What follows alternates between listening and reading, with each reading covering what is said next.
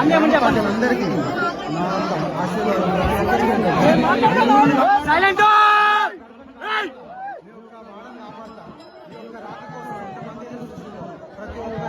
కోరికలు నెరవేర్చడానికి ఈ యొక్క మెచ్చి మేడాల స్వామి ఈ యొక్క రాళ్ళకు నా యొక్క బాణంతో గద్దెక్కబోతుంది.